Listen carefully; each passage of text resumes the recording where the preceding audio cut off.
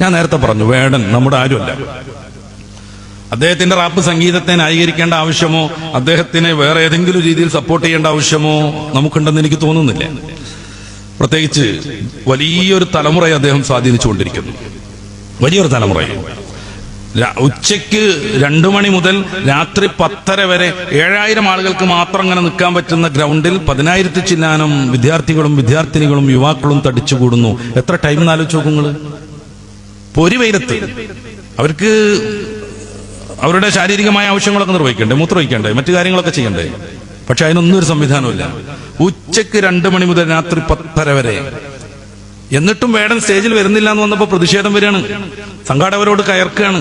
ഞങ്ങൾ വീട്ടിൽ പോലും പറയാതെ ഇങ്ങോട്ട് വന്നത് വേടനെ കാണാനാണ്, വേടനെ കൊണ്ടുവരീന്ന് പറയാൻ, വേടനെ കാണാനാണ്, കൊണ്ടുവരീന്ന് പറയാണ്. വേടനില്ലെങ്കിൽ ഇനി പരിപാടി നടത്തണ്ടെന്ന് പറഞ്ഞ് പ്രശ്നം ഉണ്ടാക്കുകയാണ്. 10,000-ലധികം യുവത്വം.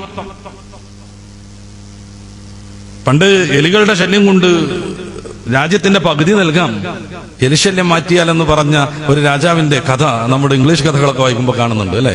അന്ന് സംഗീതജ്ഞൻ വന്നു, അദ്ദേഹം പാട്ടുപാടി, അദ്ദേഹത്തിന്റെ കുയലൂതി. അപ്പോ എലികളെല്ലാം അയാളുടെ പിന്നാലെ ഈ സംഗീതം ആസ്വദിച്ചുകൊണ്ട് പോയി. അയാളങ്ങനെ പുഴയിലിറങ്ങിപ്പോയി, എലികളൊക്കെ ചത്ത്. സംഗതി ശല്യം നീങ്ങിയപ്പോ രാജാവിന് ഈ രാഷ്ട്രം കൊടുക്കാൻ, പകുതി കൊടുക്കാൻ, പ്രഖ്യാപിച്ച സമ്മാനം കൊടുക്കാൻ ഒരു വിമ്മിട്ടം വന്നു അല്ലെ. അയാൾ പിന്നെയും ഊതി. അപ്പൊ നാട്ടിലെ കുഞ്ഞുങ്ങളെല്ലാം അയാളെ തുടർന്നു. അയാൾ അങ്ങനെ പോയിട്ട് പുഴയിലോ കടലിറങ്ങിയിട്ടുണ്ടെങ്കിൽ മൊത്തം കുട്ടികളോട് പോയി പോകും. രാജാവ് പ്രതിസന്ധിയിലായി, പറഞ്ഞ സമ്മാനം കൊടുക്കേണ്ടി വന്നു. അതാണ് ആ കഥയുടെ ആകത്തുക. ഇவ்விധം കുഞ്ഞുങ്ങളെ മൊത്തം സ്വാധീനിച്ച ഒരു മനുഷ്യൻ, വേടനാവട്ടെ വേടനല്ലാത്തയാളാവട്ടെ, ഇவ்விധം കുഞ്ഞുങ്ങളെ വല്ലാതെ ആകർഷിച്ച് അവര് എല്ലാവരും ഇவ்விധം കൈകാര്യം ചെയ്യുന്ന, മനസ്സിലാക്കുന്ന, ഉൾക്കൊള്ളുന്ന, ഇഷ്ടപ്പെടുന്ന ഒരാൾ അവരെ ഏത് രീതിയിലും വേണമെങ്കിൽ മാറ്റിമറിക്കും.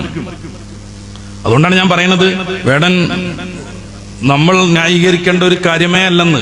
അത് ഞാൻ പ്രത്യേകം പറയാൻ കാരണം, ഉന്നതന്മാരാകുന്ന പലരും, മധുവിനെ പോലെയുള്ളവർ, ഈ വേടന്റെ പിന്നിൽ ഉള്ളവരെ കുറിച്ച് പ്രത്യേകം പഠിക്കണം എന്നൊക്കെ പറഞ്ഞ് മുസ്ലിം സൊസൈറ്റിയെ പ്രതിസ്ഥാനത്ത് നിർത്തുന്നുണ്ട്. ഈ ജന്മിത്വ വ്യവസ്ഥയെ അദ്ദേഹം ശക്തമായി വിമർശിച്ചുകൊണ്ടിരിക്കുന്നു.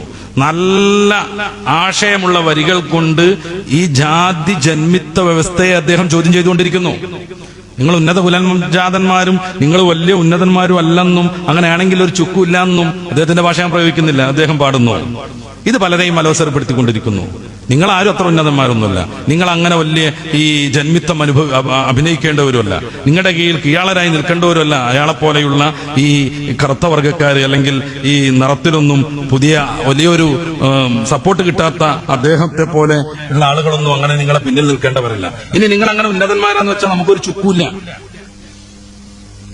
ഇപ്രകാരം അദ്ദേഹം പല കാര്യങ്ങളെയും ചോദ്യം ചെയ്തുകൊണ്ടിരിക്കുന്നു. വേടൻ എന്നത് അദ്ദേഹം സ്വീകരിച്ച